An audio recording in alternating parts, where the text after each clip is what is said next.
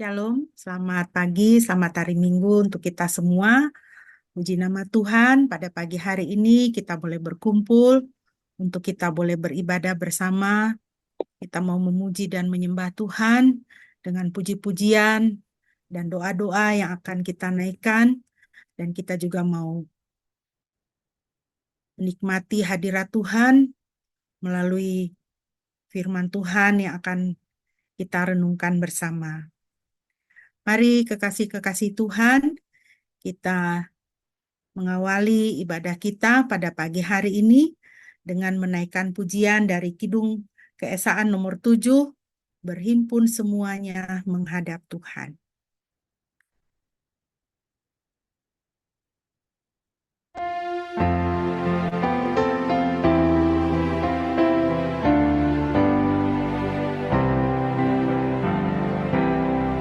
Berhimpun semua menghadap Tuhan dan pujilah Dia pemurah benar. Berakhirlah segala pergumulan, diganti kedamaian yang besar.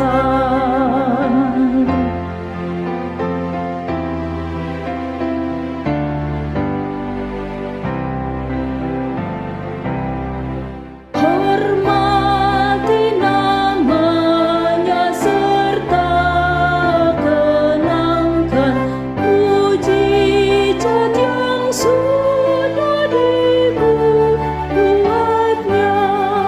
Hendaklah terus syukurmu kau nyatakan di jalan hidupmu seluruhnya.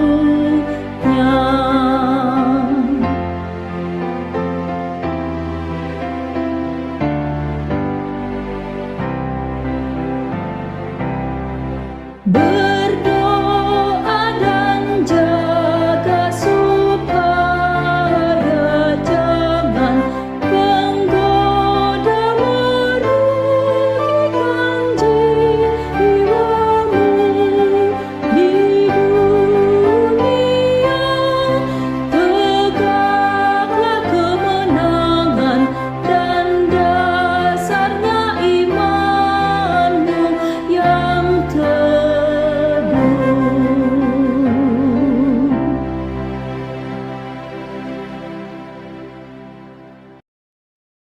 Mari kita mengawali ibadah kita.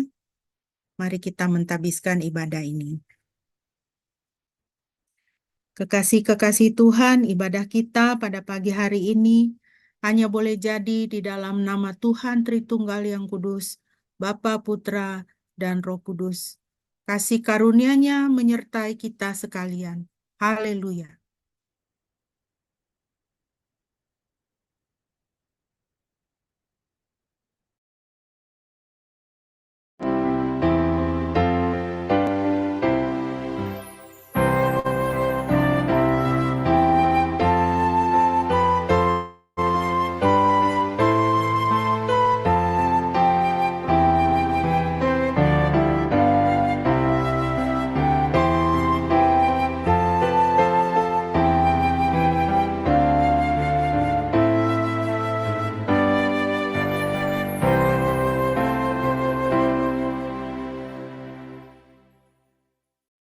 Haleluya, amin.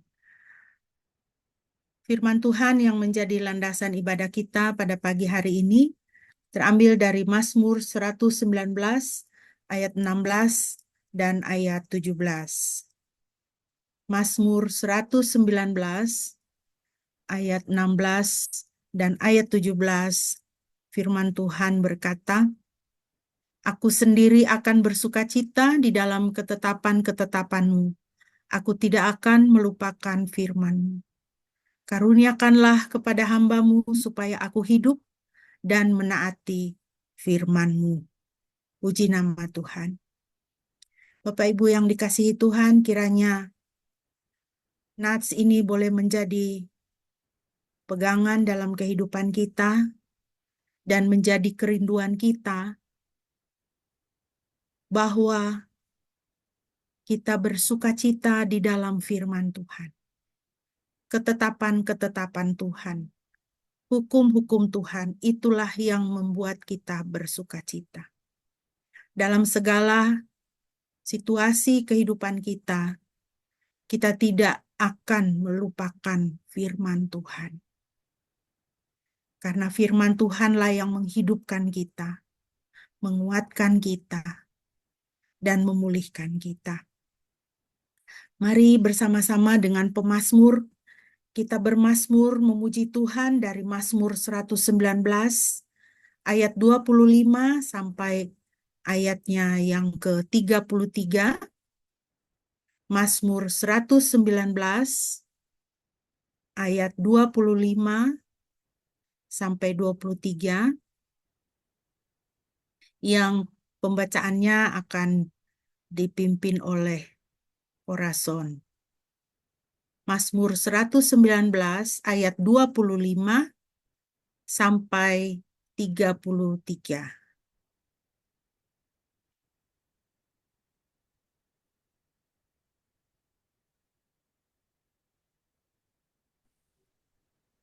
Jiwaku melekat pada debu, buatlah aku hidup sesuai firman-Mu.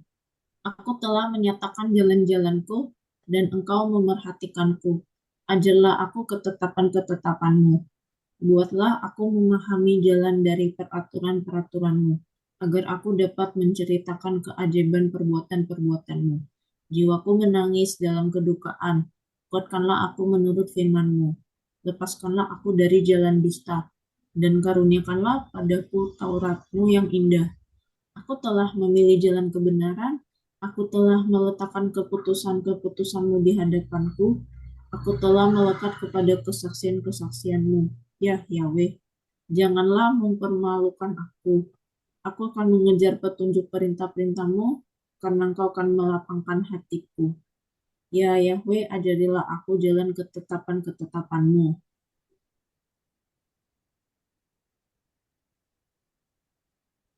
Dan aku akan memeliharanya sampai akhir. Amin, puji nama Tuhan.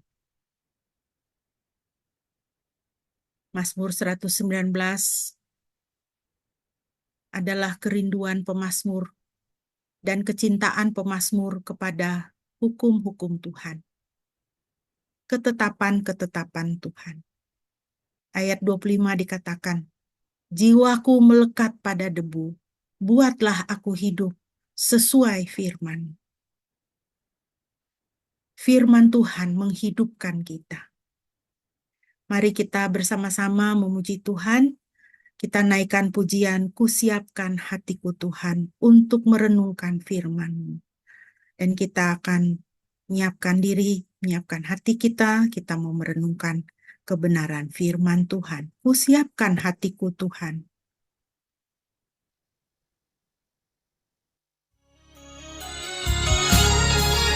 Kusiapkan hatiku Tuhan untuk dengar firman-Mu saat ini. Ku sujud menyembah-Mu Tuhan, masuk hadirat-Mu saat ini.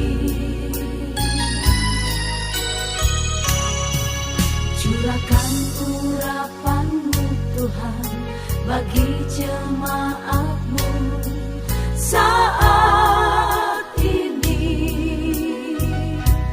Ku siapkan hatiku Tuhan untuk dengar firman-Mu.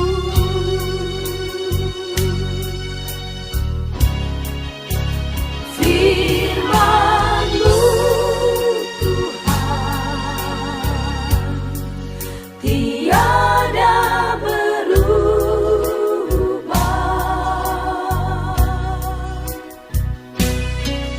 dahulu, sekarang, selama-lamanya tiada berubah.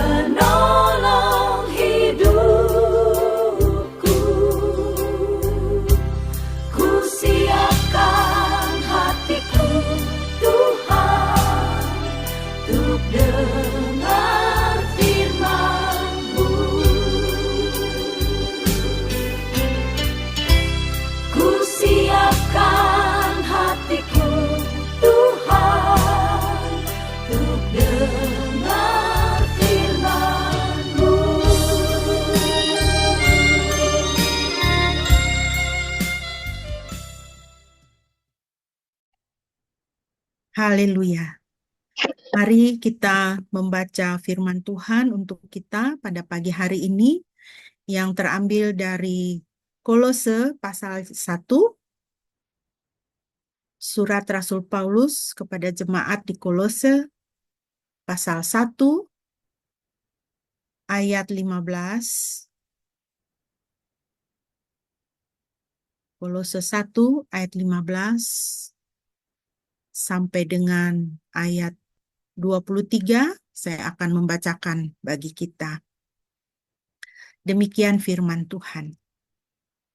Dialah gambar Elohim yang tidak kelihatan, yang sulung dari segala ciptaan. Sebab oleh Dia segala sesuatu diciptakan, baik yang di surga dan di bumi, yang kelihatan dan yang tidak kelihatan, tahta-tahta atau kerajaan-kerajaan atau penguasa-penguasa atau kuasa-kuasa. Segala sesuatu diciptakan oleh Dia dan bagi Dia. Dia ada sebelum segala sesuatu ada dan segala sesuatu ada oleh karena Dia. Dia adalah kepala tubuh yaitu jemaat. Dialah yang permulaan, yang sulung bangkit dari kematian, sehingga Dia menjadi yang terutama dalam segala sesuatu. Sebab segala kepenuhan Bapa berkenan tinggal di dalam Dia. Dan oleh Dia diperdamaikan segala sesuatu dengan dirinya, baik yang di bumi maupun yang di surga melalui darah salibnya. Kamu yang dahulu menjauhkan diri dan memusuhinya dalam pikiran serta perbuatanmu yang jahat, sekarang telah didamaikan di dalam tubuh jasmaninya melalui kematiannya untuk menjadikan kamu kudus dan tidak bercacat celah di hadapannya. Sebab itu, kamu harus sungguh-sungguh bertekun dalam iman dengan teguh dan tidak bergeser dari pengharapan akan Injil yang telah kamu dengar dan yang telah diberitakan ke seluruh dunia dan telah menjadikan aku, Paulus, sebagai pelayannya. Demikianlah firman Tuhan. Bagi kita yang berbahagia adalah setiap kita yang mendengar dan melaksanakan firman Tuhan di dalam kehidupan kita. Mari Bapak Ibu kita berdoa sebelum kita merenungkan firman Tuhan. Bapa, terpujilah namamu Tuhan di dalam kehidupan kami. Saat ini Tuhan, kami mau merenungkan firman-Mu. Kiranya Roh Kudus boleh berbicara kepada kami, pribadi lepas pribadi dalam segala situasi, kondisi, kehidupan yang sedang kami alami dan jalani saat ini. Biarlah Roh Kudus-Mu memberikan kami pengertian dan kuasa untuk memahami dan melaksanakan firman Tuhan. Demikian nama Tuhan dihormati dan dipuji dalam hidup kami. Terima kasih Bapa, di dalam nama Yesus kami berdoa. Haleluya. Amin. Bapak Ibu yang dikasihi Tuhan, kita melanjutkan pembahasan kita dan perenungan kita akan firman Tuhan dari surat Kolose ya. Dan hari ini pembahasan kita tiba pada pasal 1 ayat 15 sampai 23, tetapi kita juga akan sampai atau mencakup ke pasal yang kedua. Tidak semua ayat, tetapi ayat-ayat yang penting, yang berkaitan, saya cantumkan di dalam pembahasan kita pada pagi hari ini. Tema daripada perenungan kita, saya berikan di sini adalah semakin erat dengan Kristus. Bapak Ibu yang dikasihi Tuhan, beberapa tahun yang lalu, jauh ya sebelum COVID, kami mengikuti satu training dan seminar eh, yang berjudul atau mengenai persiapan masa pensiun. Itu sangat eh, menarik sekali. Jadi kita belajar bagaimana mempersiapkan diri untuk memasuki masa pensiun. Dan menarik sekali pesertanya itu pada waktu itu umur 17 sampai 80 tahun. Ya, jadi sebenarnya materi ini diperuntukkan bagi para karyawan atau para pekerja yang akan segera memasuki masa pensiun atau mau pensiun dini gitu. Tetapi banyak yang ikut juga eh, karena biar bagaimanapun walaupun kita tidak bekerja di kantor misalnya seperti itu, pada akhirnya kita akan memasuki masa tua, masa tidak produktif, masa pensiun, seperti itu. Satu hal yang menarik dari seminar itu,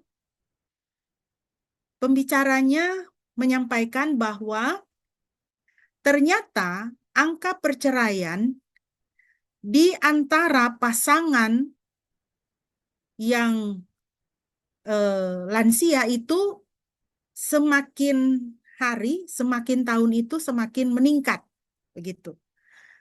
Jadi sudah menikah 30, 40 tahun, begitu ya.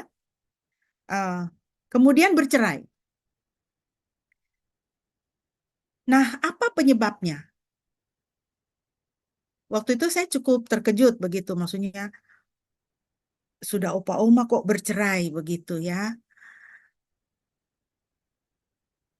Tetapi kemudian kita mendapatkan satu berita di tanah air tentang seorang fotografer yang ternama di Indonesia dan istrinya itu juga adalah seorang model, model ternama di Indonesia.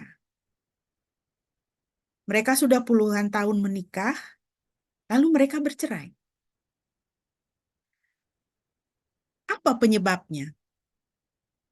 Penyebabnya salah satunya pembicara dari seminar itu mengatakan bahwa selama tahun-tahun pernikahan, suami istri ini disibukkan dengan tanggung jawab. Tanggung jawab mulai dari waktu pertama menikah, lalu punya anak, masih kecil-kecil, urus anak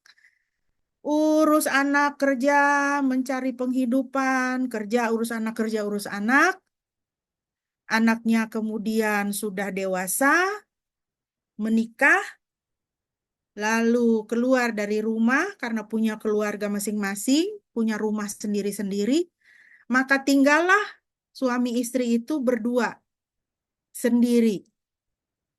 Tidak ada tanggung jawab lagi terhadap anak dan tidak kerja lagi, artinya sudah pensiun begitu ya.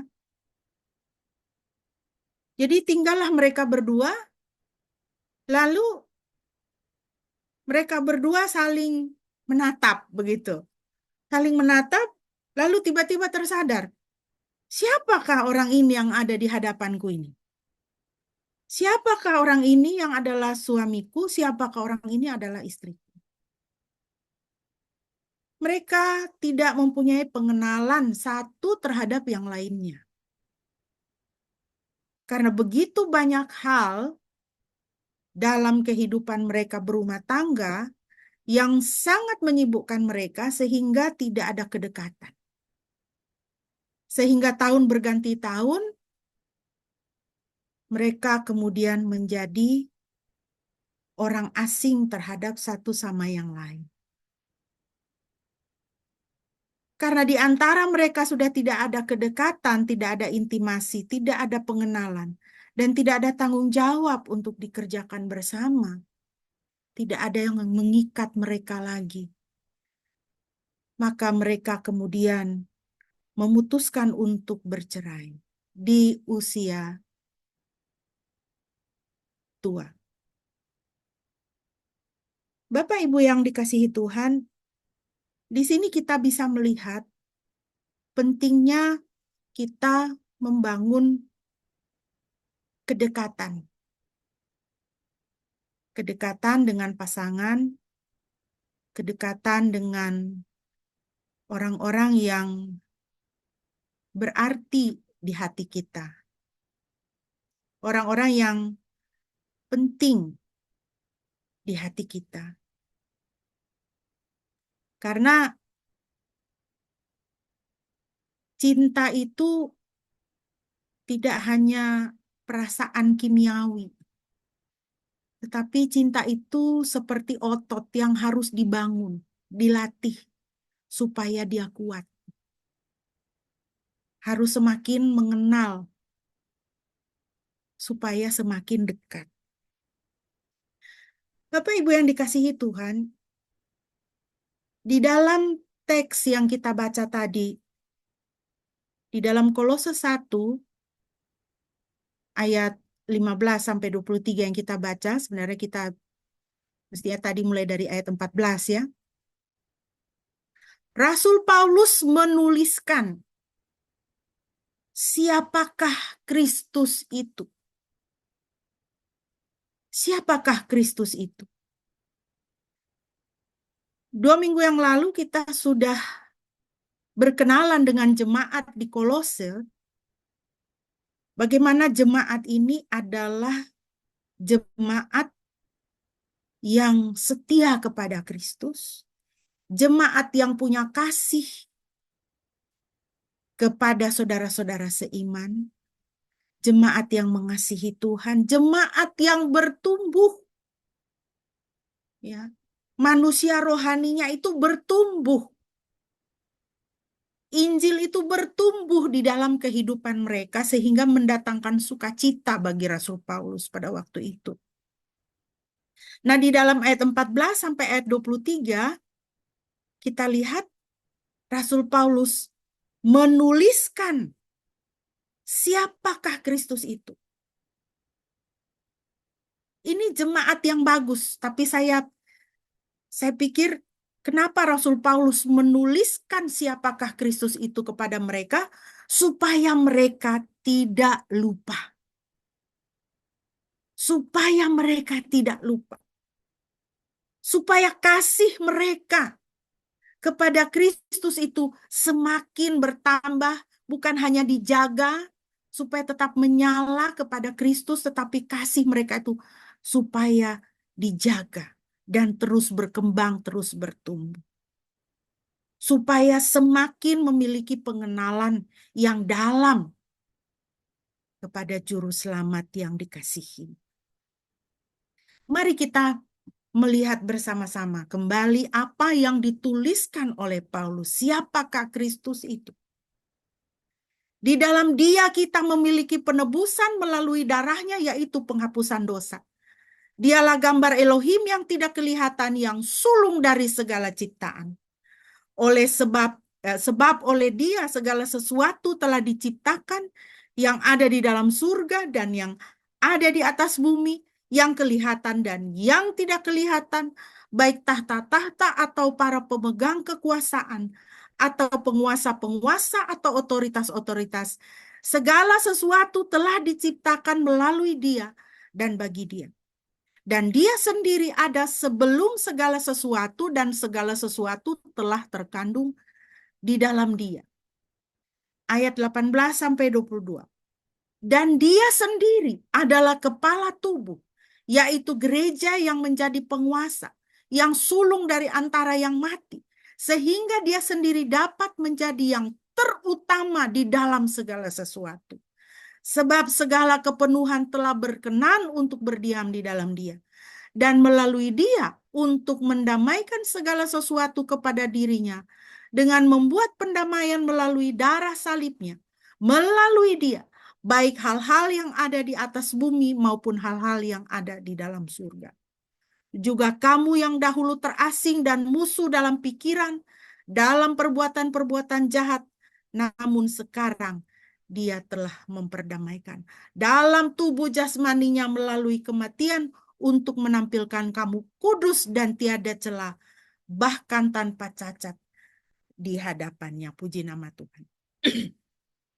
Jadi Bapak Ibu kita lihat Rasul Paulus, dia mendaftarkan, dia tulis ulang. Ya, dia tulis siapakah Kristus ini supaya jemaat di Kolose ini mereka tidak lupa akan dasar-dasar iman mereka. Mereka tidak lupa akan siapakah Tuhan Yesus Kristus yang mereka kasihi dan mereka sembah itu. Nah, ini menarik dan saya pikir kita juga sangat memerlukan, ya, sangat memerlukan hal ini supaya kita terus diingatkan di dalam kehidupan kekristenan kita. Siapakah Kristus itu? Siapakah dia? Misalnya ini saya kembali ke ayat 14, 15, 16 ya dan seterusnya ya. Kita tidak boleh lupa bahwa di dalam dia kita memiliki penebusan. Dosa saya sudah ditebus. Apa artinya dosa saya sudah ditebus? Artinya Tuhan tidak bisa lihat dosa saya lagi. Tuhan itu bisa melihat segala sesuatu, tapi dia tidak bisa lihat dosa saya lagi. Kenapa? Karena dosa saya sudah dihapus oleh darah Yesus, Putra Tunggal Bapa. Jadi sejahat-jahatnya kita manusia kalau kita mau bertobat datang kepada Tuhan Yesus. Ya, darah Yesus menyucikan kita. Ayat 16 dikatakan apa? Segala sesuatu telah diciptakan melalui dia dan bagi dia. Nah, ini kita harus ingat. Jadi kita bisa terapkan dalam kehidupan kita. Segala sesuatu telah diciptakan melalui dia dan bagi dia. Berarti apa? Saya ini diciptakan melalui dia. Saya ada bernapas, berjalan di muka bumi ini bukan hanya karena orang tua saya melahirkan saya. Tetapi melalui Yesus Kristus saya ada, saya diciptakan. Diciptakan melalui dia dan bagi dia. Maka kebenaran mengenai Kristus ini harus saya terapkan dalam hidup saya. Oh, berarti saya hidup ini bagi Tuhan. Bagi Kristus, tidak boleh bagi diri saya sendiri. Karena saya diciptakan ini bagi dia. Kita lihat sebagai contoh lebih lanjut. Ya. Ayat 18. Kesaksian Alkitab. Dia sendiri adalah kepala tubuh, yaitu gereja. Jadi kepala gereja itu adalah Kristus. Dan dia adalah penguasa. Penguasa. Yang sulung dari antara yang mati. Kalau dia adalah penguasa, berarti saya harus tunduk kepadanya. Yang sulung dari antara yang mati. Kenapa? Karena dia bangkit. Dia bangkit dari kematian. Maka ada pengharapan bagi saya. Bagi anak-anak Tuhan. Kematian bukan akhir dari segala sesuatu. Karena kita akan dibangkitkan. Karena Kristus sudah dibangkitkan. Dia yang sulung. Dia yang pertama.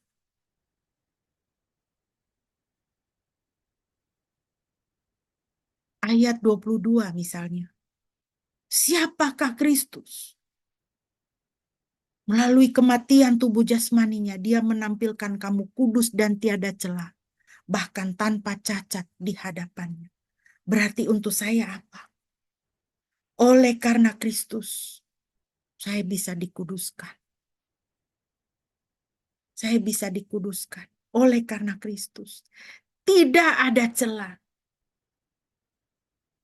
Saya tidak perlu mengandalkan usaha saya untuk menjadi saleh, untuk menjadi orang yang baik, untuk menjadi orang yang terhormat di hadapan Tuhan. Kristus telah melakukannya untuk saya. Dia menguduskan saya. Dia membuat kita tidak bercela, tidak bercacat di hadapan Elohim. Bukankah ini membangkitkan semangat kita di dalam kita menjalankan kehidupan kekristenan kita? Ketika kita memiliki pengenalan yang benar dan pengenalan yang semakin mendalam akan Kristus Tuhan, Juru Selamat kekasih kita.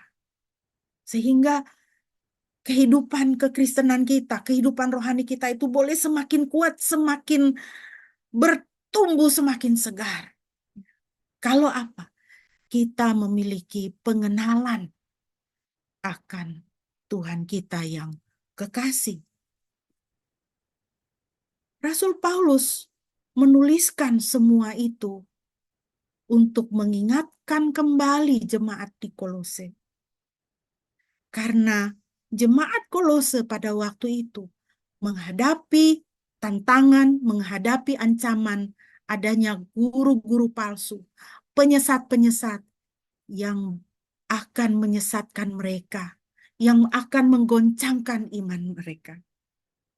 Dalam ayat 23 sampai dengan pasal yang kedua, Rasul Paulus memberikan nasihat kepada jemaat di Kolose. Sebab itu, nah, tadi ayat 14 sampai 15 sampai 22 kita baca itu mengenai Kristus. Ya, mengenai Kristus dipaparkan oleh Paulus. Lalu ayat 23. Sebab itu, oleh karena Kristus ini begini-begini, Yesus Kristus ini adalah begini-begini-begini. Sebab itu, oleh karena Kristus adalah penguasa, Dia yang mendamaikan kamu, Dia yang menguduskan kamu, ya. Dia yang sulung dari antara orang yang mati. Sebab itu, kamu harus bertekun dalam iman, tetap teguh dan tidak bergoncang, dan jangan mau digeser dari pengharapan Injil yang telah kamu dengar dan yang telah dikabarkan di seluruh alam di bawah langit, dan yang aku ini Paulus telah menjadi pelayannya. Ini pengenalan akan Kristus. Ini fakta kebenaran mengenai Kristus. Oleh sebab itu, kamu harus bertekun dalam iman. Jangan goyah. Kolose 2 ayat 6 dan 7. Kamu telah menerima Kristus Yesus Tuhan kita. Karena itu hendaklah hidupmu tetap di dalam Dia. Hendaklah kamu berakar di dalam Dia dan dibangun di atas Dia. Hendaklah kamu bertambah teguh di dalam iman yang telah diajarkan kepadamu. Dan hendaklah hatimu melimpah dengan syukur. Ini adalah fakta, ini adalah kebenaran-kebenaran mengenai Kristus. Maka kamu yang sudah menerima Dia harus bertekun di dalam iman, harus berakar, dibangun, bertambah teguh di dalam iman yang telah diajarkan kepadamu. Semakin kuat menjadi orang Kristen yang semakin kuat di dalam iman. Semakin bertumbuh, semakin berakar. Maka orang Kristen itu tidak bisa hanya menjadi pengunjung gereja. Tidak bisa hanya menjadi hadirin di dalam ibadah. Tetapi harus berakar di dalam Kristus. Harus bertekun di dalam iman. Tidak bergoncang. Karena apa? Kenal betul siapa Tuhan yang kita kasihi. Siapa juru selamat yang kita kasihi itu. Kalau bahasa anak sekarang itu kan apa? Menyala bosku. Wah, gitu ya kan. Orang Kristen itu harus menyala bosku. Menyala bagi Kristus, ya. Menyala di dalam Kristus. Rasul Paulus menuliskan semua fakta dan kebenaran mengenai Kristus. Tujuannya supaya kamu jangan disesatkan. Kolose 2, 4, 8, 16, 18. Dan aku mengatakan hal ini supaya tidak seorang pun memperdaya kamu dengan kata-kata yang menawan. Hati-hatilah supaya jangan ada yang menawan kamu dengan filsafatnya yang kosong dan palsu menurut ajaran turun-temurun dan roh-roh dunia, tetapi tidak menurut Kristus. Karena itu janganlah kamu biarkan orang menghukum kamu mengenai makanan dan minuman atau mengenai hari raya, bulan baru, ataupun hari Sabat. Janganlah kamu biarkan kemenanganmu digagalkan oleh orang yang pura-pura merendahkan diri dan beribadah kepada malaikat, serta berkanjang pada penglihatan-penglihatan dan tanpa alasan membesar-besarkan diri oleh pikirannya yang dunia. Orang Kristen tidak boleh disesatkan, tidak boleh diperdaya dengan kata-kata yang menawan, kata-kata yang manis. Orang Kristen tidak boleh diperdaya oleh filsafat kosong, ajaran palsu dari roh-roh dunia. Roh-roh yang tidak menurut Kristus. Orang Kristen tidak boleh disesatkan, dihakimi perihal makanan dan minuman, hari raya, bulan baru, hari Sabat. Tidak boleh disesatkan dengan peraturan-peraturan legalistik, hukum yang meniadakan kasih karunia, hukum yang meniadakan belas kasihan. Dan janganlah kamu membiarkan kemenanganmu digagalkan oleh orang-orang yang pura-pura merendahkan diri, beribadah kepada malaikat, berkanjang pada penglihatan-penglihatan, tidak bergaul dengan firman Tuhan, tapi banyak sekali penglihatan. Penglihatan ini, penglihatan itu. Ya, saudara, setiap penglihatan itu harus diuji oleh firman Tuhan. Harus diuji oleh firman Tuhan. Kalau tidak demikian, kita bisa disesatkan. Jangan lupa Bapak Ibu ya, iblis adalah penipu dan penyesat.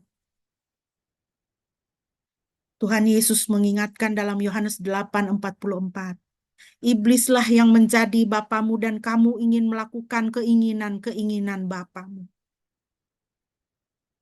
Kalau kita masih hidup di dalam dosa, iblis adalah bapa kita. Tuhan Yesus katakan, ia adalah pembunuh manusia sejak semula dan tidak hidup dalam kebenaran. Sebab di dalam dia tidak ada kebenaran. Apabila ia berkata dusta, ia berkata atas kehendaknya sendiri. Sebab ia adalah pendusta dan bapa segala dusta.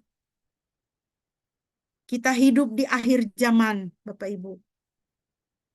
Dan iblis dengan gencar bekerja dengan lebih giat lagi. Menyesatkan lebih banyak orang lagi, menipu lebih banyak orang lagi. Dia adalah pembunuh manusia sejak semula. Dia akan berusaha membunuh saudara dan saya melalui konflik relasi. Konflik dengan diri sendiri, konflik dengan sesama, konflik dengan Tuhan. Dia menyesatkan orang. Dia menyesatkan orang dengan mengatakan apa? Kepada yang laki-laki dia bilang, kau itu sebenarnya perempuan. Kau terjebak di dalam tubuh laki-laki. Operasilah dirimu menjadi laki-laki. Menjadi perempuan. Saya nonton sebuah video pertobatan seorang muda. Dia seorang laki-laki. Ditipu oleh iblis. Kepada laki-laki ini iblis berbisik, kau itu sebenarnya perempuan. Tapi kau terjebak, terperangkap dalam tubuh laki-laki. Lalu dia percaya. Lalu dia operasi, saudara. Operasi diri menjadi perempuan.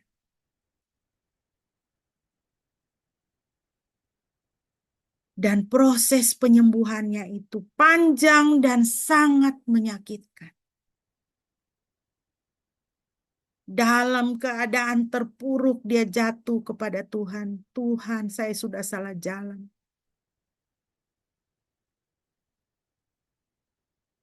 Lalu dia tinggalkan obat-obatan, penambah hormon untuk menjadi perempuan.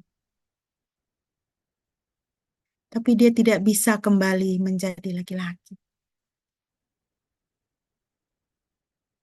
Permisi, karena alat kelamin laki-lakinya sudah tidak ada. Sedangkan hasil operasi menjadi perempuan sudah tidak berhasil. Dan melalui video itu dia berseru, saudara-saudara, jangan mau ditipu oleh iblis. Tuhan menciptakan engkau dengan sempurna. Tuhan tidak pernah salah menciptakan engkau. Kalau Tuhan ciptakan kamu laki-laki, kamu laki-laki. Kalau Tuhan ciptakan kamu perempuan, kamu perempuan. Jangan tertipu dengan suara iblis. Iblis akan membunuh saudara dan saya melalui apa? Konflik dengan sesama. Ya. Pembantu membunuh majikan. Orang tua membunuh anak. Anak membunuh orang tua. Rekan kerja menyiram air keras kepada temannya. Dan iblis juga akan membunuh saudara dan saya melalui konflik dengan Tuhan. Kita kecewa dengan hidup ini, kita marah sama Tuhan. Kita minta apa, doa apa, tidak dikasih, mengalami kepahitan, kita marah sama Tuhan. Akhirnya cari jalan lain, nggak mau kenal Tuhan. Nggak mau ke gereja, nggak mau baca Alkitab. Lebih parah lagi, Tuhannya orang Kristen itu nggak masuk akal. Cari Tuhan yang lain, yang nyaman buat saya. Yang bisa saya mengerti. Saudara, Adam dan Hawa diusir dari Taman Eden. Masih tetap hidup, tapi sudah mati. Kenapa? Terpisah dari pohon kehidupan. Terpisah dari Tuhan pencipta. Tuhan yang menghidupkan dia. Kalau saudara terpisah dari Tuhan, iblis telah membunuh saudara. Dan di akhir zaman ini dia melakukan banyak penyesatan. Dengan memberi jalan keluar atas permasalahan Anda yang tidak melibatkan Tuhan dan pengudusan roh Anda. Iblis akan memberi jalan keluar atas permasalahan saudara yang tidak melibatkan Tuhan. Itu penyesatan yang dia lakukan. Dia memberi jalan keluar atas permasalahan Anda yang tidak melibatkan pengudusan roh Anda. Dia akan memberikan terapi-terapi yang tidak sampai kepada roh manusia Anda, cuma pada tataran jiwa. Saudara ingat dari mana kita bisa melihat jiwa kita? Dari pikiran, perasaan, dan kehendak kita. Jiwa kita termanifestasi di sini. Dan ketika kita mengalami permasalahan, dia akan memberikan jalan keluar terapi yang tidak sampai kepada roh manusia kita, tapi hanya pada tingkatan jiwa. Sebagai contoh, beberapa tahun yang lalu, jauh-jauh sebelum COVID ya, waktu itu anak-anak saya juga masih kecil. Saya mengikuti sebuah talk show dari Amerika. Kebetulan waktu itu masih ditayangkan di televisi Indonesia ya, di salah satu channel. Di acara itu ada program penurunan berat badan. Jadi kliennya itu adalah 6 orang remaja umur 16-17. Tapi berat badan mereka itu sudah 300 kilo sekian. Ya. Jadi karena terlalu berat badannya, jadi komplikasi. Muncul masalah-masalah kesehatan yang lain. Ada yang mengalami diabetes sampai hampir buta, masalah jantung, dan sebagainya. Segala macam penyakit lah. Saking beratnya pun mereka tidak bisa dikeluarkan dari kamar mereka. Dari kamar tidur. Ada yang di lantai 2 kamarnya. Jadi kamarnya itu harus dibobol oleh pemadam kebakaran. Supaya mereka tuh bisa diangkut, dikeluarkan dari kamarnya dan dibawa ke rumah sakit. Singkat cerita, mereka mengikuti program penurunan berat badan selama 6 bulan. Lambungnya dipotong, lalu kulit yang menggelambir juga dipotong, ya. Kulit kita ini sangat elastis. Kalau kita naik berat badan, dia juga mengembang. Tapi pada tahap tertentu, ketika menyusut, dia tidak bisa menyusut lagi. Jadi menggelambir. Maka itu harus dipotong, dioperasi. Nah, singkat cerita, keenam remaja ini menjalani program pemulihan kesehatan lah, katakan begitu ya. Dan penurunan berat badan selama 6 bulan. Dioperasi, lambungnya dipotong, dikecilin, ususnya ada yang dibuang juga, dipotong. Dan setelah 6 bulan mereka bentuknya yang tadi tuh 300 kilo, sekarang badannya itu jadi bagus seperti model. Dan mereka lebih sehat. Cantik-cantik, tampan-tampan. Makannya hanya bisa 6 kismis, 6 butir kismis dalam sehari itu udah kenyang. Tetapi permasalahan baru muncul, mereka kemudian jatuh ke dalam kecanduan alkohol dan rokok. Bapak Ibu yang dikasihi Tuhan, saya menonton acara ini. Ini adalah salah satu contoh apa yang bisa diusahakan oleh manusia untuk menyelesaikan masalahnya. Masalahnya adalah di dalam roh. Mengapa orang bisa sampai kecanduan makan? Mengapa orang bisa sampai overweight? Karena menjadi emotional eater. Tukang makan yang emosional gitu loh. Ya, makan itu dijadikan pelarian. Kalau lagi stres makan. Kalau lagi sedih makan. Kalau merasa tertolak makan. Ya. Itu adalah jalan keluar yang diberikan oleh iblis kepadamu. Ketika engkau dikuasai oleh roh kepahitan dan penolakan, kesedihan, iblis akan bilang, makan. Makan yang banyak supaya hati senang. Begitu. Tapi kita tidak cari Tuhan. Kalau kita tidak cari Tuhan, jadi hasilnya jadi begini. Dan ketika masalah kita, masalah roh diselesaikan secara fisik, secara emosi saja, secara jiwani saja, roh penolakan dan kepahitan itu, dia tetap ada. Dan akan terwujud kepada masalah yang baru. Dari kecanduan makan yang mengakibatkan overweight, kelebihan berat badan, ini kemudian selesai, muncul kecanduan yang baru, kecanduan alkohol. Kenapa? Karena roh penolakan, roh kepahitan, roh kesedihan yang ada di dalam manusia, di dalam roh manusianya itu tidak diselesaikan. Saudara, iblis akan memberikan tawaran-tawaran terapi-terapi yang tidak menyentuh roh manusia kita. Sehingga kita tetap jauh dari Tuhan. Roh kita tetap najis. Roh kita tetap tidak kudus di hadapan Tuhan. Iblis akan berbohong kepada saudara. Iblis akan mengatakan, kamu stres? Coba deh kamu yoga. Itu olahraga yang baik. untuk memanajemen stres kamu. Saudara, yoga itu bukan olahraga, saudara. Yoga itu bukan olahraga. Kamu stres, coba hipnoterapi. Kamu stres, coba akupunktur, akupresur. Kamu sakit, akupunktur.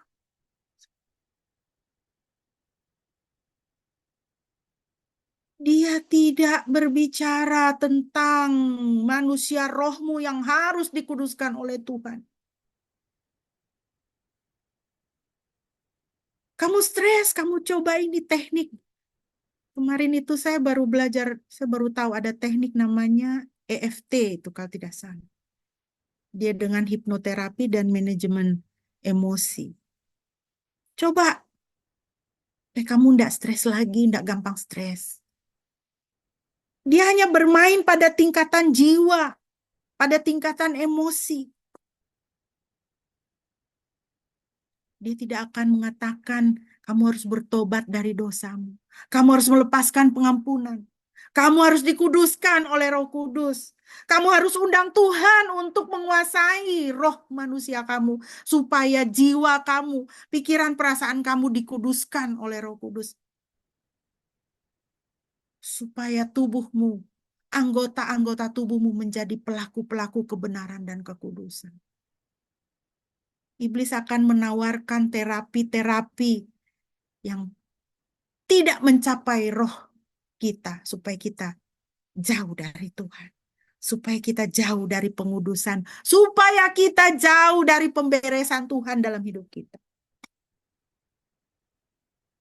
Maka kita akan disembuhkan dari satu penyakit, tetapi kita akan menghadapi penyakit berikutnya. Kita dilepaskan dari satu kecanduan, tapi kita akan jatuh kepada kecanduan berikutnya. Saudara, jika roh manusia kita tidak kita serahkan kepada Tuhan, maka iblis akan berpijak di situ. Kalau roh manusia kita tidak dikuduskan oleh Roh Kudus, Roh Kudus tidak tinggal di situ, iblis akan tinggal di situ. Ya, kau sibuk aja ya dengan urusan manajemen stres kamu ya, dengan apa? Hipnoterapi, dengan EFT, dengan akupunktur, untuk akupresur, untuk penyakitmu dan masalahmu. Ya, dengan yoga. Kamu punya roh, ini punya saya. Nggak usah undang Kristus ke situ, nggak usah undang Roh Kudus di situ. Roh kamu punya saya. Saudara, kita akan semakin sakit, saudara. Masih harus ingat ya, bagaimana Tuhan merancang kita pada mulanya. Ya, saudara lihat di tengah ini, spirit manusia itu terdiri dari apa? Spirit, roh, jiwa, soul, dan body, tubuh. Roh, jiwa, dan tubuh. Di dalam roh manusia ini adalah, disinilah kita berhubungan dengan Tuhan. Kita berhubungan dengan Tuhan. Roh manusia kita itu dapatnya dari Tuhan. Ketika kita meninggalkan dunia ini, firman Tuhan katakan apa? Debu kembali kepada debu, roh kembali kepada Tuhan yang mengaruniakannya. Roh kita ini dari Tuhan. Disinilah kita berhubungan dengan Tuhan. Dengan roh Tuhan. Lalu kita ada jiwa. Atau di sini personality dia bilang ya, kepribadian kita. Di sini ada pikiran kita. Ada kehendak kita, will. Ada emotions kita, emosi, perasaan kita di sini. Orang bisa melihat jiwa kita melalui apa? Pikiran, perasaan, dan kehendak kita di sini.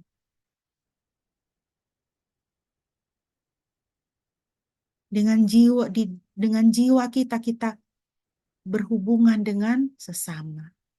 Ya. Kita berhubungan dengan sesama. Lalu ada tubuh kita, ini fungsi-fungsi, ada otak, ada indera, tangan, kaki, badan kita semua. Tubuh kita ini yang bergerak. Bergerak atas perintah jiwa yang diperintah oleh roh. Jadi kalau roh kita dikuasai oleh Roh Kudus, jiwa kita kudus, pikiran, perasaan, kehendak kita juga pikiran, perasaan, kehendak yang kudus. Kasih, maka tubuh kita akan bergerak memberikan kasih, melayani, mempraktekkan kasih, menjadi berkat. Tapi sebaliknya kalau roh kita dikuasai oleh roh jahat, roh kepahitan, kemarahan, takut, cemas, iri hati, penolakan, maka itu akan mempengaruhi jiwa kita. Jiwa kita menjadi kacau, kita maunya marah, maunya takut terus-terusan, maunya stres terus-terusan, akhirnya badan kita menjadi pelaku ketidakbenaran.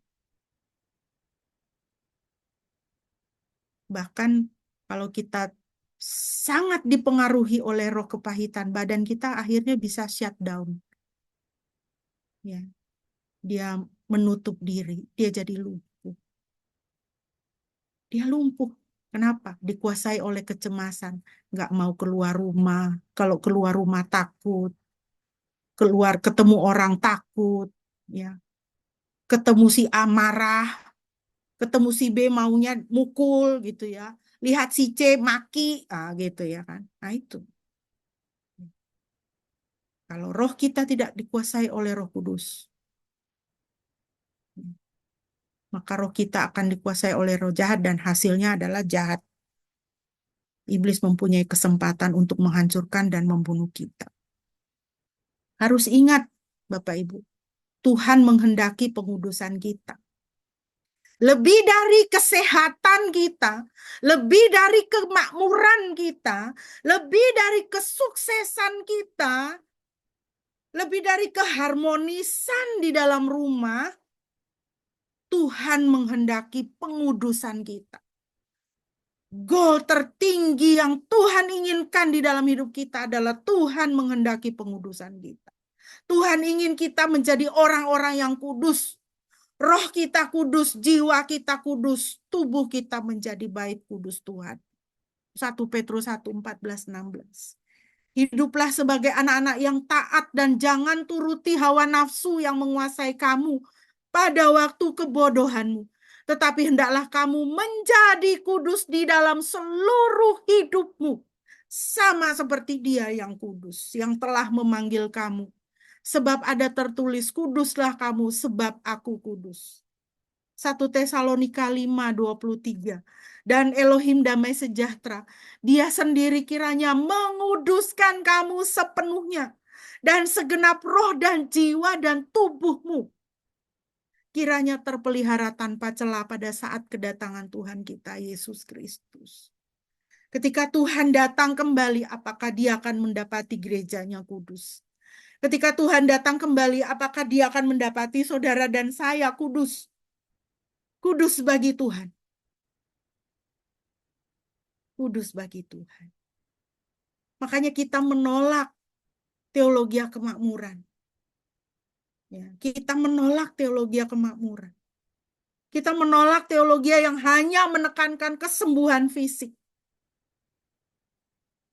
Saya percaya mujizat. Saya percaya mujizat. Tapi kita tidak hidup dengan mujizat.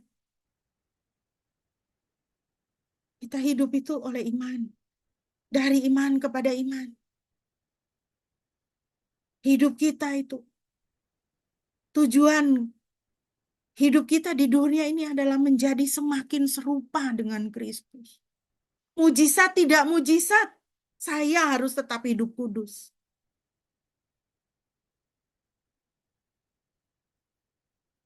Saya susah. Saya sakit. Saya di PHK. Saya kurang uang. Saya tidak tahu masa depan saya bagaimana. Saya tidak tahu hari tua saya bagaimana. Tapi saya mau hidup kudus. Itu yang Tuhan mau. Hari ini Tuhan harus mendapati saya kudus bagi Tuhan. Itu kehendak Tuhan dalam hidup kita, saudara. Ada satu penglihatan yang luar biasa yang dilihat oleh Yesaya, Nabi Yesaya. Saudara bisa baca dalam Yesaya pasal 6. Pada tahun kematian Raja Uzia, aku melihat Tuhan duduk di sebuah tahta tinggi dan menjulang. Dan jubahnya memenuhi tempat suci. Di atasnya ada para seraf yang berdiri. Padanya ada 6 sayap. 6 sayap untuk masing-masing. Dan 2 sayap menutupi wajahnya, dengan 2 sayap menutupi kakinya. Dan dengan 2 sayap ia terbang. Dan yang ini berseru kepada yang itu dan berkata, Kudus, kudus, kuduslah Yahweh Sebaot, seluruh bumi penuh dengan kemuliaan. Dan berguncanglah alas ambang pintu karena suara dari Dia yang memanggil. Dan bait itu dipenuhi dengan asap. Penglihatan ini harus mengingatkan kita, Bapak Ibu, bahwa Tuhan yang kita sembah itu adalah Tuhan yang kudus. Bumi berguncang oleh karena kekudusan Tuhan.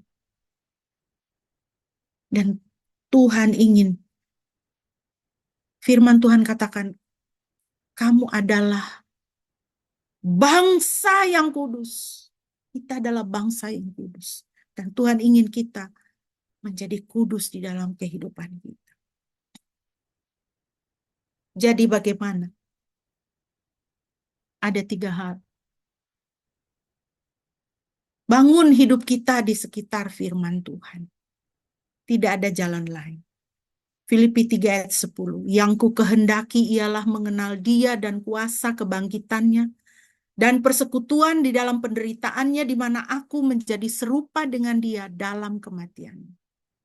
Bapak Ibu, kita harus tanamkan dalam hati kita kerinduan. Seperti Rasul Paulus katakan, yang ku kehendaki ialah mengenal Dia. Jadikan ini kerinduan kita. Doa kita, Tuhan, aku ingin lebih mengenal-Mu. Aku ingin lebih mengenal-Mu. Aku ingin lebih akrab dengan Tuhan. Maka bangun hidup kita di sekitar firman Tuhan. Jangan sampai dalam satu hari kita tidak baca Alkitab. Jangan sampai dalam satu hari kita tidak ada baca firman. Sekarang ini sudah terlalu mudah untuk kita mau baca firman, itu sangat dimudahkan. Sangat dimudahkan, hanya di ujung jari. Firman Tuhan itu hanya di ujung jari. Saudara buka HP, saudara seret, dapat Alkitab, dapat firman Tuhan. Ada aplikasi-aplikasi untuk memimpin kita untuk bagaimana membaca Alkitab setiap hari. Bahkan bisa satu Alkitab itu selesai misalnya dalam setahun. Begitu gampang, begitu mudah. Cuma dari kita mesti kerinduan. Yang ku kehendaki untuk mengenal Dia. Aku ingin mengenal-Mu Tuhan. Saring apa yang kita dengar, lihat, baca, rasa. Ya, harus disaring. Apa yang kita dengar? Saring. Ya. Apa yang kita lihat? Saring. Benar nggak ini sesuai firman Tuhan? Apa yang kita baca? Saring. Apa yang kita rasa juga harus kita saring. Ya, jangan berjalan dengan perasaan hidup ini. Jalan dengan firman Tuhan. Perasaan saya kalau tidak sesuai dengan firman Tuhan, harus bertobat perasaan saya. 1 Yohanes 4 ayat 1. Hai yang terkasih, janganlah percaya kepada setiap roh. Sebaliknya ujilah roh-roh itu, apakah dia berasal dari Elohim. Sebab banyak nabi palsu telah muncul ke dunia. Banyak nabi palsu telah muncul ke dunia. Ujilah roh-roh itu, uji. We must have a discerning heart. Kita harus punya hati yang menguji. Hati yang menguji. Uji dengan firman Tuhan. Kalau saya terus-menerus takut, bener nggak nih ya? Firman Tuhan bilang apa? Jangan kamu takut. Jangan khawatir. Yang kita dengar, lihat, baca, uji dengan firman Tuhan. Perkatakan kebenaran firman Tuhan. Mazmur 119 ayat 13. Dengan bibirku aku menceritakan segala hukum yang kau ucapkan. Saya senang dengan versi bahasa Inggrisnya. Di situ dia pakai kata declare. Deklarasikan aku, dengan bibirku aku mendeklarasikan segala firman Tuhan. Dia pakai kata juga dalam versi yang lain adalah recount. Hitung. Ya. Hitung, daftarkan. Aku mau daftarkan. Daftarkan semua kebaikan Tuhan. Daftarkan fakta kebenaran mengenai Kristus itu siapa. Seperti yang dilakukan Paulus kepada jemaat di Kolose. Daftarkan. Bapak Ibu, ini sebagai penutup, sebagai aplikasi praktis. Ada satu cara yang saya lakukan dalam saat teduh saya itu adalah journaling. Namanya journaling, ya. Menulis jurnal. Jadi ada satu buku catatan, notes, yang saya siapkan khusus untuk journaling. Karena berdasarkan ayat dari Mazmur 119 itu. Aku mau recount, aku mau mendaftarkan hukum-hukum Tuhan. Aku mau mendaftarkan kebaikan-kebaikan Tuhan. Bapak Ibu bisa mengikuti cara ini juga. Ya, ini hanya saya mau share sedikit apa yang saya lakukan. Jadi dalam buku itu saya tulis, Tuhan Yesus Kristus adalah apa? Saya tulis damai saya, pengharapan saya, keselamatan saya, sumber semua yang baik buat saya, jalan, kebenaran, dan hidup buat saya, penyembuh saya, apalagi yang memegang kendali hidup saya. Ketika iman saya terasa goyah, saya kembali kepada jurnal yang saya tulis ini. Saya baca keras-keras. Tuhan Yesus Kristus adalah damai saya. Damai saya. Maka saya bisa punya damai karena saya punya Tuhan Yesus. Tuhan Yesus Kristus adalah pengharapan saya. Maka saya bisa tetap punya pengharapan di tengah-tengah situasi apapun yang saya alami. Keselamatan saya. Sumber semua yang baik buat saya. Saudara, buat ini. Dan ketika dalam masa kesesakan, saudara kembali dan perkatakan kebenaran firman Tuhan. Roh Kudus akan bekerja dalam roh dan jiwamu dan engkau akan dikuatkan oleh Tuhan. Yang lainnya, halaman berikutnya saudara bisa tulis. Tulis begini, Tuhan Yesus dapat. Tuhan Yesus dapat apa? Mematahkan semua belenggu Tuhan. Ini semua masalah ini membelenggu saya. Tapi engkau dapat mematahkan semua belenggu dalam nama Yesus. Belenggu-belenggu saya dipatahkan. Tuhan Yesus dapat apa? Mengamankan masa depan saya. Melepaskan saya dari yang jahat. Menggunakan saya dalam kerajaannya. Mengampuni dosa saya. Berperang untuk saya. Saudara tulis.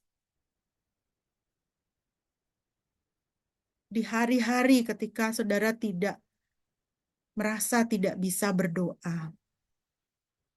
Saudara baca keras-keras. Ya. Poin-poin dari kebenaran firman Tuhan ini. Kalau saudara mau cari ini kan dari Alkitab, dari perenungan dari Alkitab, dari firman Tuhan. Saudara, rohmu akan dikuatkan. Ketika engkau declare, ya, mendeklarasikan kebaikan Tuhan, mendeklarasikan, merecount, mendaftarkan kebenaran fakta Tuhan itu, Tuhan Yesus itu, ya, engkau akan hidup, engkau akan menjaga roh manusiamu tetap in connection, dalam koneksi dengan Roh Kudus Tuhan, tidak memberi kesempatan untuk iblis mengacau-ngacau di situ, cawe-cawe di situ, ya. Kiranya saudara boleh diberkati. Saya mohon kesediaan Bapak Pendeta bisa memimpin doa respon dan doa syafaat.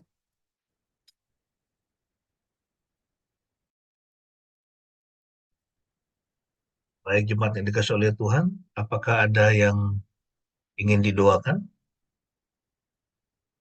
Oke, kita terus doakan untuk si Dion dalam skripsinya dan juga dalam pergumulan hidupnya, supaya Tuhan terus membantu dia untuk cari cari jalan keluarnya.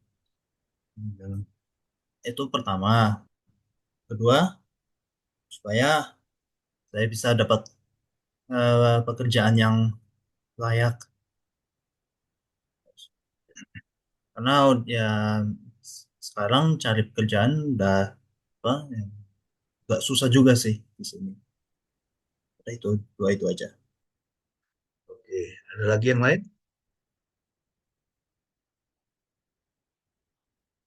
Baik, kalau tidak ada, mari kita bersatu dalam doa, menaikkan doa syafaat kita dan merespon firman yang sudah kita dengar. Terima kasih Tuhan buat firman-Mu. Kami diingatkan betapa penting kami memelihara persekutuan, keintiman, dan juga pengenalan yang benar akan Kristus, Yesus, sehingga kami tidak diombang-ambingkan oleh masalah-masalah kehidupan, angin-angin pengajaran yang berusaha untuk menyesatkan kami, sehingga membuat kami meninggalkan iman kami kepada Kristus. Biarlah setiap kami yang hadir pada pagi ini, kami tetap setia kepada Kristus. Terima kasih ya Tuhan, materaikanlah firman-Mu di dalam hati kami masing-masing, biarlah kami semua senantiasa bertumbuh di dalam pengenalan yang benar akan Tuhan, juga takut akan Engkau. Saat ini kami memenaikkan doa syafaat kami teringat untuk teman dari Shane, yaitu Dion, di dalam pergumulan kehidupannya. Tuhan, kami mohon Engkau melawat dia saat ini, menjamah tubuh, jiwa, dan rohnya, mengerjakan pemulihan di dalam tubuh, jiwa, dan rohnya, sehingga dia boleh menjadi anak Tuhan yang mengenal Engkau dengan benar, sehingga setiap pergumulan dan persoalan dalam kehidupannya dapat dia tanggung oleh karena kuasa daripadamu, oleh karena kasih daripada Tuhan yang memenuhi hati dan pikirannya senantiasa. Kami serahkan Dion ke dalam tangan. Begitu juga buat Shane yang masih mencari pekerjaan, Tuhan Engkau tolong dia supaya ada pintu yang terbuka buat dia, mendapatkan pekerjaan yang paling tepat untuk dia bisa membangun kehidupannya ke depan. Kami serahkan Shane ke dalam tangan-Mu, juga Cora dan semua anak-anak kami yang sedang bergumul untuk mencari pekerjaan, kami serahkan ke dalam tangan. Semua anak-anak kami dalam masa pertumbuhan, dalam masa studi, baik yang di SD, SMP, SMA, bahkan yang sedang menempuh pendidikan di perguruan tinggi, kiranya Tuhan Engkau melawat mereka saat ini, memberkati mereka, mengurapi mereka, dan menolong mereka, sehingga dapat menyelesaikan studinya dengan sebaik-baiknya. Terima kasih ya Tuhan. Kami juga mau berdoa bagi bangsa dan negara kami, bagi pemerintah kami, Engkau tolong berikanlah hikmat, sehingga dapat mengelola negeri ini dengan benar, dengan adil, dan karuniakanlah keamanan bagi Indonesia, sehingga setiap rakyat Indonesia bisa bekerja dengan baik, bisa membangun kehidupannya dengan baik. Berkati bangsa ini ya Tuhan. Juga berkati gereja Tuhan di seluruh dunia. Tuhan berkati juga yang ada di Indonesia. Tuhan berkati supaya gereja Tuhan tetap menyuarakan suara kenabian, menyuarakan suara kebenaran di tengah-tengah dunia yang semakin gelap dan juga manusia yang begitu banyak. Mereka hanya mengikuti hawa nafsu dan juga mengikuti keinginan telinganya sendiri. Kami berdoa gereja Tuhan tetap teguh mengabarkan Injil di tengah-tengah dunia ini, sehingga Tuhan Yesus boleh dikenal bagi setiap orang yang ada dalam dunia. Kami serahkan setiap kami, anak-anak-Mu, di dalam pekerjaan kami. Tuhan tolong agar apapun yang kami lakukan, bidang usaha apapun, bidang pekerjaan apapun yang kami tekuni, boleh berhasil, boleh menjadi berkat.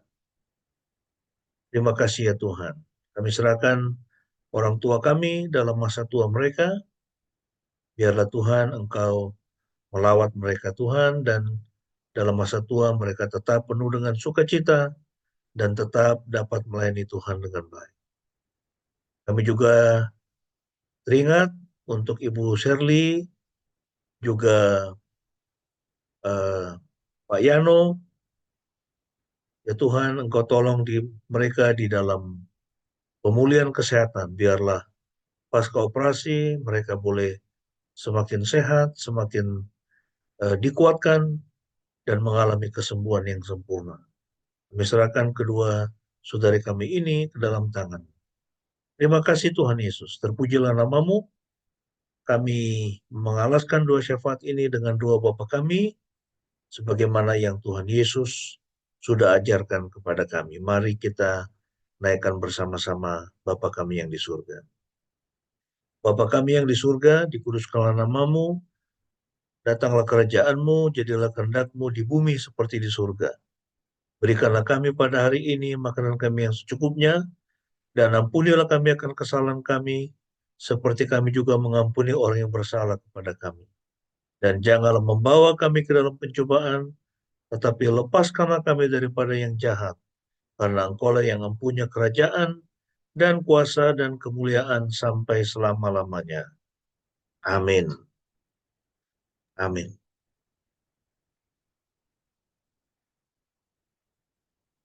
Amin, puji nama Tuhan. Bapak Ibu, mari kita bersama-sama akan mengucapkan pengakuan iman kita di hadapan Tuhan dan sesama kita. Jika memungkinkan Bapak Ibu untuk berdiri, saya persilakan untuk bisa berdiri. Mari kita bersama-sama berkata, aku percaya kepada Elohim, Bapa yang Maha Kuasa, Khalik langit dan bumi, dan kepada Yesus Kristus, anaknya yang tunggal Tuhan kita, yang dikandung dari Roh Kudus, lahir dari anak darah Maria, yang menderita sengsara di bawah pemerintahan Pontius Pilatus, disalibkan, mati, dan dikuburkan, turun ke dalam kerajaan maut. Pada hari yang ketiga bangkit pula dari antara orang mati, naik ke sorga, duduk di sebelah kanan Elohim, Bapa yang Maha Kuasa. Dan dari sana ia akan datang untuk menghakimi orang yang hidup dan yang mati. Aku percaya kepada Roh Kudus, gereja yang kudus dan am, persekutuan orang kudus, pengampunan dosa, kebangkitan tubuh, dan hidup yang kekal. Amin. Silakan duduk. Bapak Ibu yang dikasihi Tuhan, sebelum kita akan mengakhiri ibadah kita pada pagi hari ini, mari kita kembali menyatakan iman kita mau deklarasikan, kita mau recount siapakah Tuhan di dalam kehidupan kita. Kita naikkan pujian, Yesus Kaulah pembelaku.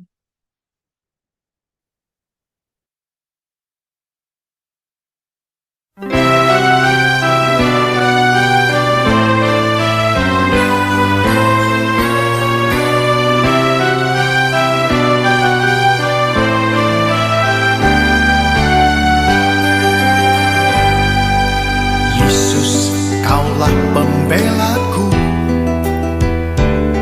pada siapa aku harus takut?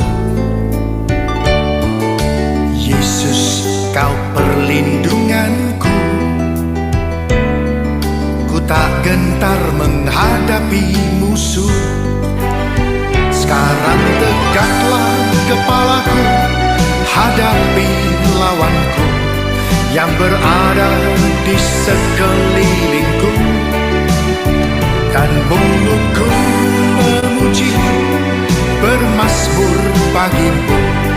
bersorak bagi kebesaran-Mu.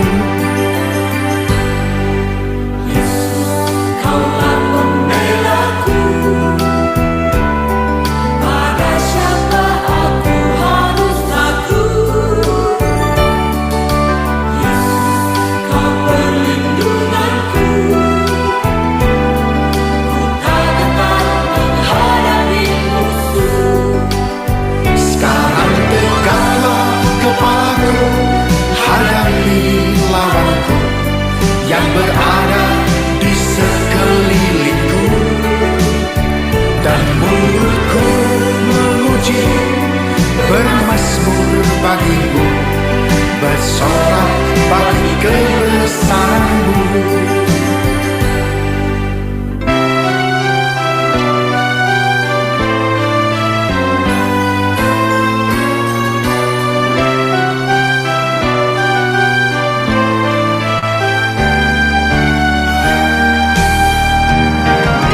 Yesus, Kaulah pembelaku, kepada siapa aku harus takut. Yesus, Kau perlindunganku, ku tak gentar menghadapi musuh.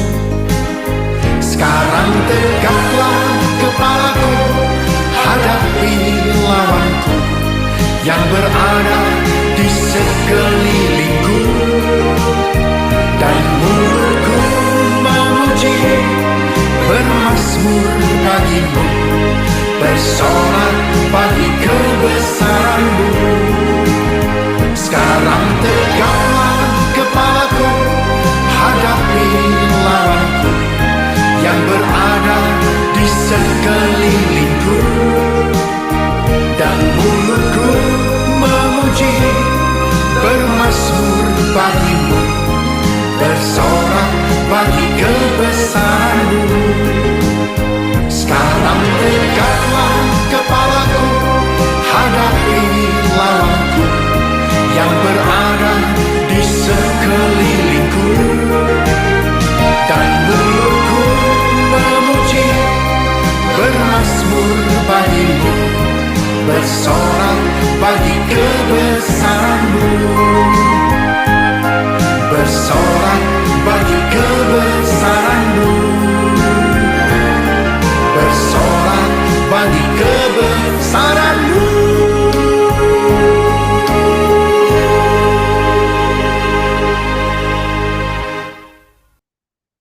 Haleluya. Kekasih-kekasih Tuhan, sekarang arahkanlah hatimu kepada Tuhan dan terimalah berkat-Nya. Yahweh memberkati engkau dan memelihara engkau. Yahweh membuat wajah-Nya bersinar atasmu dan bermurah hati kepadamu. Yahweh menghadapkan wajah-Nya kepadamu dan memberi engkau damai sejahtera. Pujilah Khalik semesta.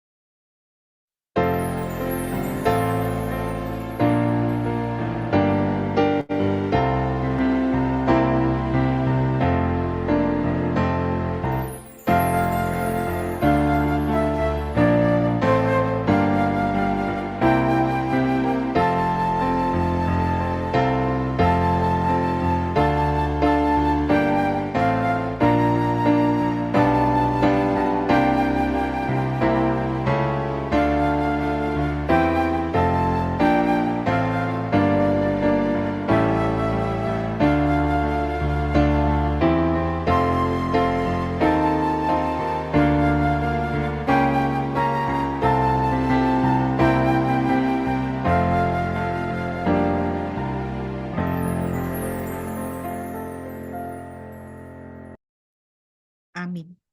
Mari kita bersaat teduh.